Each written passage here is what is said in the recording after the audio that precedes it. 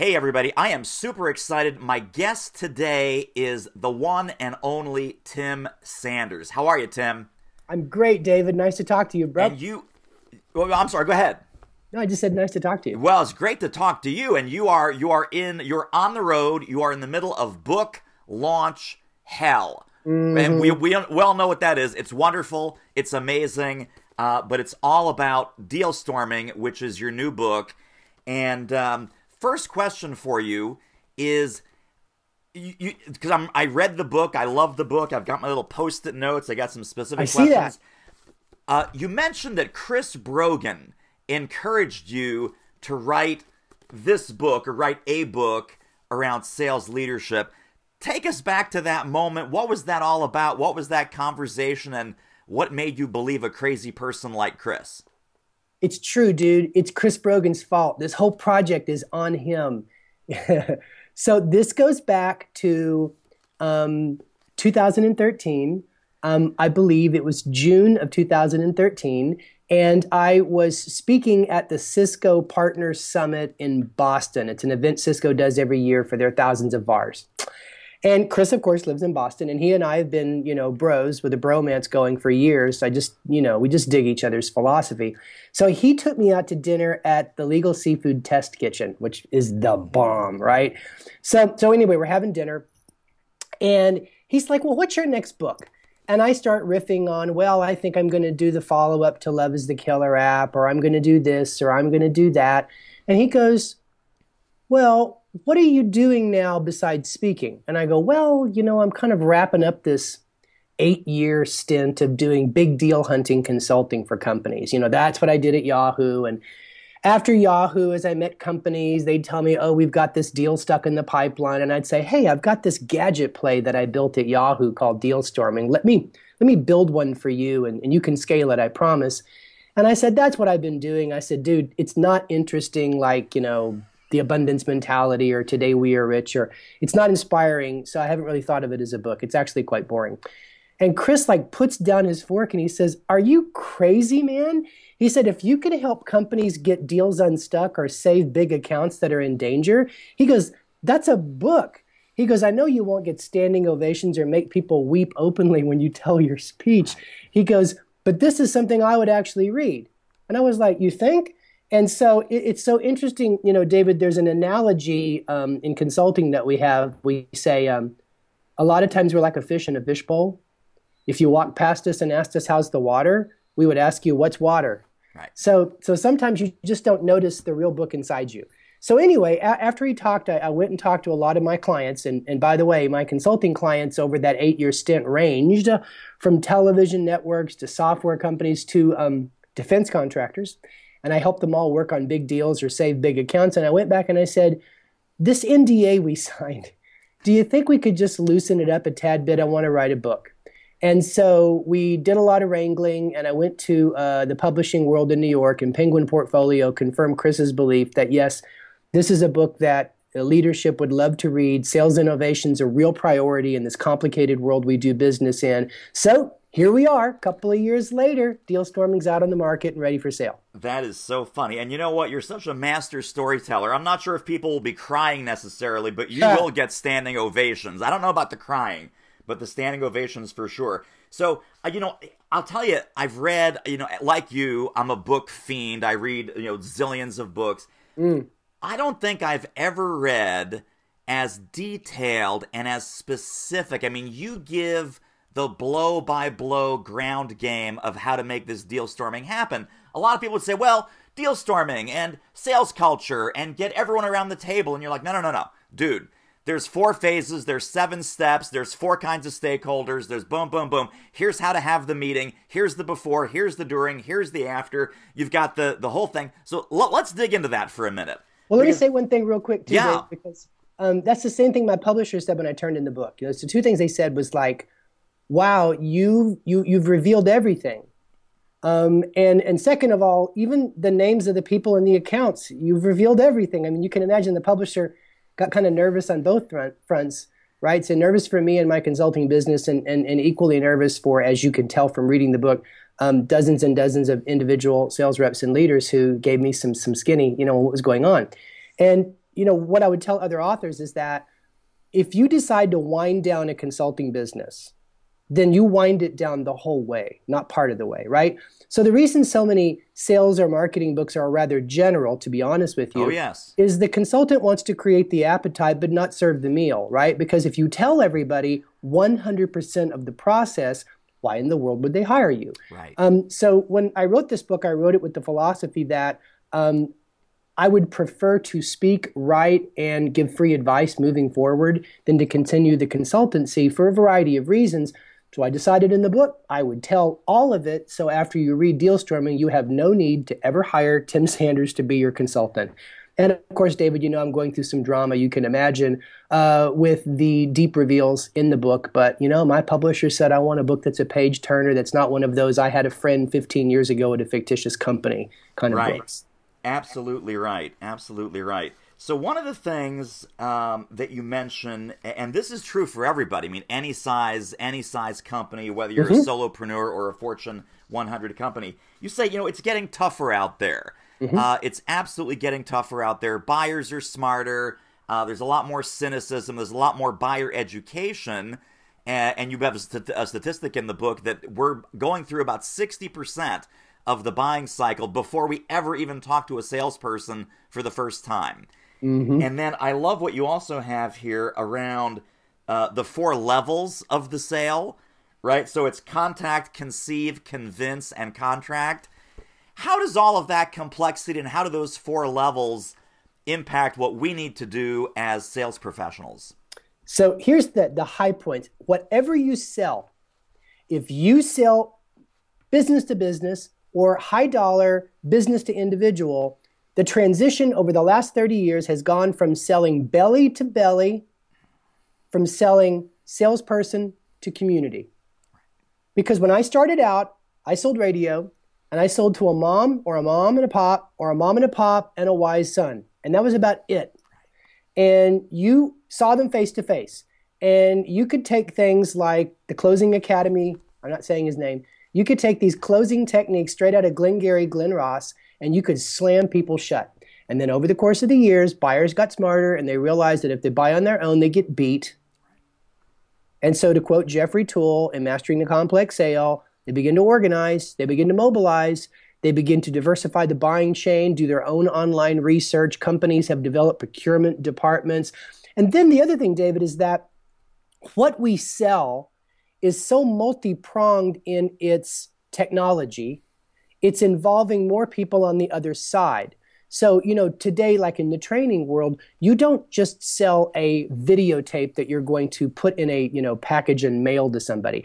You're selling an online video training program with the back-end assessment and real-time reporting, and all of a sudden the prospect has an HR lead, a field trainer, an IT director, a finance manager, and everybody weighing in on the sale. And then the worst part is the primary decision maker in HR is now going on Google and comparing what you're saying to what the truth is. And so it's created these complexity layers throughout the levels of the sale. Now let's talk about those 4 levels. This is an important part of my consulting work for years and years because, the premise of the book is that sales should create multidisciplinary, multi-departmental teams to win deals. And that means we have to teach folks in other departments how our world works. So I had to come up with an analogy that made sense to whoever you are, whether you're sales, distribution, service, marketing, operations, supply chain, doesn't matter, you're going to get this. Winning a deal is like getting to the top of a video game. There's levels. Oh my goodness, and I love the video game analogies in the book. So I'm a total old school gamer, and when you, now again, maybe not everyone who reads the book is an old school gamer like you and me, but all the Atari, all the Nintendo, all the old school, arcade games, like, it used to be Pong, it used to be Space Invaders, and now it's like Halo 5 in 3D coming at your head. It's a multiplayer. I love that. Highly complex game. So the first level of the sale is contact, not just finding the decision makers, but the decision makers, defining the influence map, and finding the informers that can give you an inside scoop on the pain. If you get through that level, and you've gotten through it because you now have the influence map in front of you, you have enough grist to understand the pain, you go to the second level where you try to conceive the deal. And here's what's important. For most companies in B2B, you don't have a product or a service. Your company has a suite of capabilities. An emphasis at so many companies today, David, is cross-selling. So really, I think that the modern salesperson is a chef, and their job is to conceive the perfect recipe that solves the pain. Inside software as service world, there's this saying, and I believe this: if you want to be successful in 2016 and beyond, don't be a supplement, be a painkiller. Right. Because as Brent Adamson, my new buddy at CEB, likes to say, we don't sell a product or a service, we sell change. And our competition is the status quo. So you have to conceive the recipe that solves the hunger they can't go with one more day. And that's hard, because you got to get the information. You got to deeply understand your products and services capabilities. You may have to understand your supply chain's role in all of this. So once you conceive of that win-win deal and you feel like it's demonstrative, then you enter the third level of the sale. This is the one most sales books spend the time on. That's convince. And that's where you convince the prospect or the existing customer that there's a pain that only you can solve, and that every day they go without doing business with you, the pain just gets bigger. And you don't just have to convince the ones you talk to, you have to convince the ones that they'll talk to when you're never around, which puts more pressure on you to be innovative in the devices you use to demonstrate your unique selling proposition. If you get through the convince phase and the decision makers and the sign-offs and the influencers are all on board, you encounter a brand new set of obstacles called the legal department. And that's when you enter the contract phase, where you creatively have to find the middle between how they do business and how you do business. And by the way, time is not on your side. If you take too long to get through one of these levels, there may be an acquisition, a merger, a change in the market space, a new competitor that says, what are you talking about? I'll do it free. And you level all the way back down like in a video game. Tick tock, tick tock. You've only got so many lives before the game is over. Right, exactly. Well, I'll tell you, when you talk about creatively, I'm gonna keep repitching how awesome this book is. Thank you, David. One thing that I love is that even some of the references and some of the books and some of the experts that you're quoting, they're not necessarily sales experts. Right. You rely very heavily on innovation and creativity thought leaders, because this is a completely new way to reimagine sales and the sales process, and more importantly, the buying process, and how we can tap into that using the creativity of many, many stakeholders within our sales organization. So I love the fact that you've tapped into the world of innovation and creativity, and there is not, and here's another compliment. I'm not just blowing smoke. This is a true compliment. There's so many unoriginal sales books that are just kind of a rehash. Oh, I've heard that before. I've seen that before. I've been around the block, my friend. I haven't heard or seen much of this anywhere. So when you say full open kimono and just give them everything they need to be successful, it's like the old spaghetti sauce commercial. It's in here. It's in here. Let's talk a little bit about creativity, because you and I, we have a lot of passion for that. So I wanted to write a book that was just as interesting to marketing as it is to sales, because, as you know from the book, I believe marketing is sales' most important partner. It's funny, marketing seems to be one of my biggest markets for this book, because the marketing group says, you know what, this whole internal customer philosophy sucks. I mean, marketing's not the land of slow. We don't call marketing and say, I need new collateral. Why aren't your ads giving me more lead gen? That's a horrible relationship. MHI Global did research on the world-class sales organization that beats their competitors by 20%. And the one thing they all had in common was conscious collaboration across departments in pursuit of the big deals that defined their culture. But what's interesting in the study is that the world-class sales organization was 3 times more likely than the average to have a high alignment with marketing and sales. Where if you talk to marketing and say, are you a service provider or a partner to sales? And they'd say, we're right there at the table with them at the beginning of all the important stuff. They look directly to us and ask, what's the voice of the customer? And when they get voice of the customer, they give it to us in real time. They invite us into Salesforce, et cetera, et cetera. So I believe for the marketers out there, Dealstorming is just as much about you as it is sales, because the winning companies are truly marketing and sales driven. The reason I spend so much time on creativity and innovation is because the complexity of sales is driven in part by the increasing tolerance of the prospect for every device we ever come up with to sell them. Whether it's a new way to illustrate our value proposition, a clever new way for us to make contact like social selling, it's just like the lifespan of each one of these techniques is like dropping daily and daily. What does that mean? It means we have to harness the power of creativity. I don't want to go Sheldon, Big Bang Theory here, but if you know me, you know that I'm like obsessed with etymology. So like creativity is defined by most as one's ability to produce original and unexpected work that is at the same time appropriate to the situation, which makes sense because if you think about innovation, innovation is one's ability to get a solution into the market, right? So it's really about what can you do that's original and unexpected, but you know for a fact it's appropriate, and how do you execute that to get it into the market? Because I believe that for organizations who are marketing and sales driven, rapid problem solving is the only sustainable competitive advantage in this complex world we do business in. Well, and at the beginning of the book, I want to take you back to something that's towards the end of the book, but at the beginning of the book, you have that great quote from Disney that a successful movie is 1,000 problems solved. Mm-hmm. And I love the fact that that's the analogy to a complex sale, that a successful complex sale is 1,000 problems solved also.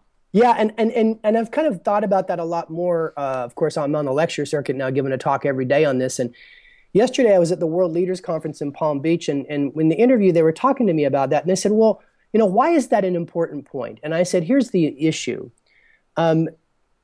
The worst way to end a meeting is to say, this is all great, I'm going to take it under advisement, let's have another meeting. Because let's have another meeting is a failure. If rapid problem solving is the competitive advantage in business, then that means every deal storming meeting should set the next best play. And if you have a philosophy that there's no eureka moment that saves the day, no Samantha bewitched moment that breaks the account open, if you understand that progress in sales and marketing is one little solution at the time, then you're going to free yourself from the shackles of divine inspiration.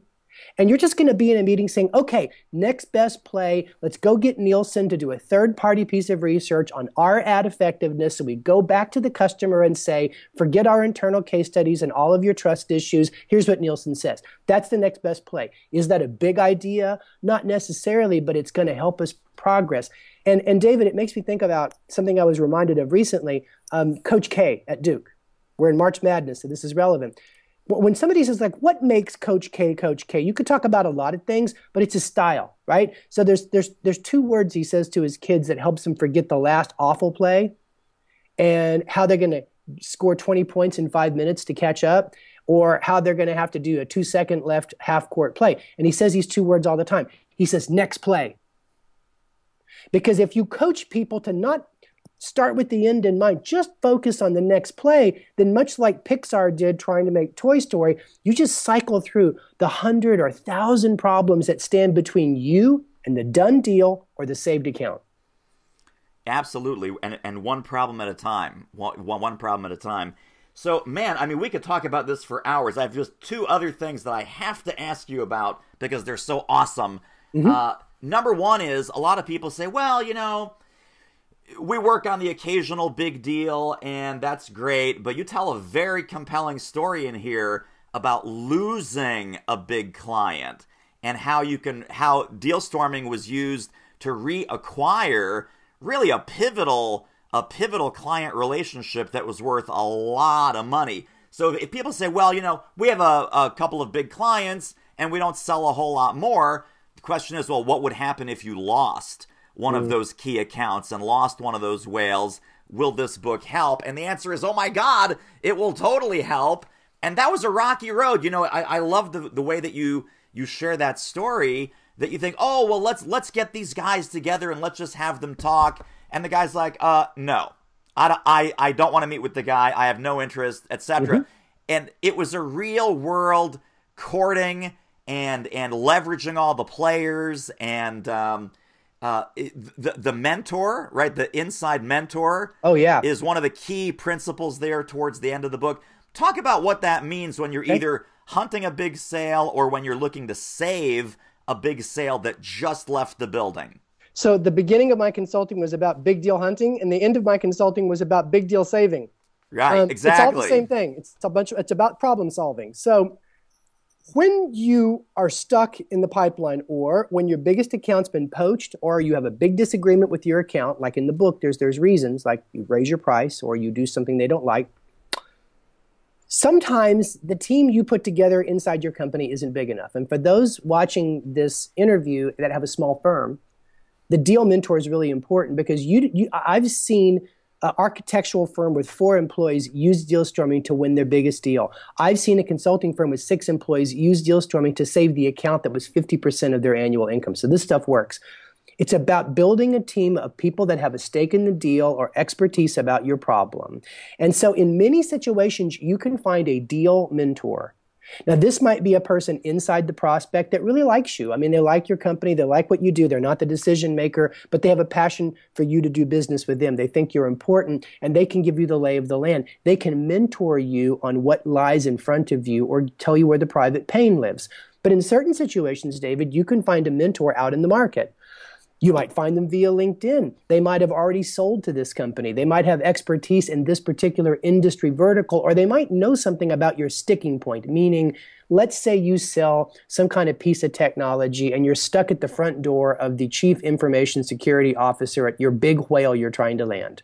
You're a little company, you go on LinkedIn and you ask, has anybody ever been stuck with security clearance on something so simple as a IT training program? And you'd be surprised that you have friends that said, oh, this is David over here. You know, in Philly, I did this 3 years ago. Let me coach you on this. That's what I mean by mentorship. In certain situations inside companies, you'll find another account executive or a senior executive who's been through this before, and they can act as your mentor. The idea here is, when you put together a deal storming team, you ask yourself, who knows something about this problem, and don't constrain yourself to the people inside your company. Last caveat, if you're recruiting a deal mentor from your prospect, remember one thing: you never want them to be embarrassed for advocating you. You never want their job security to be compromised for educating you. So please be careful, be very transparent with them, protect them as you move forward in the deal, and always, always, David, brief them on everything about your products and services, so that if they do try to advocate for you, they don't look bad in doing so. Absolutely. I love that. Well, so let's talk about where people can get their hands on this fabulous book. Obviously, it's in all the major bookstores, online, offline. It's also, are we still doing the bonuses on your website? Yes, we are. So just go to dealstorming.net, dealstorming.net. And if you buy a book, you get a 2-hour video training boot camp, and you also get an ebook called Relationship Power, which is my follow-up on Love is the Killer app. In specific, it talks about how to be a great mentor and how to be a 21st century networker extraordinaire. So go to dealstorming.net.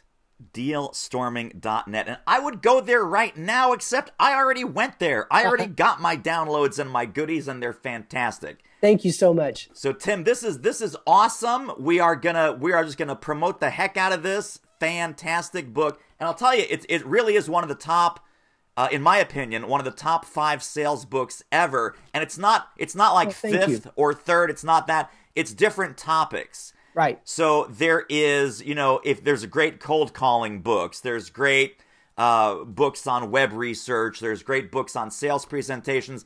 This is the greatest book on collaborative selling, period, end of sentence, bar none, game over. So thank you, my friend. Thank you. Thank you, David.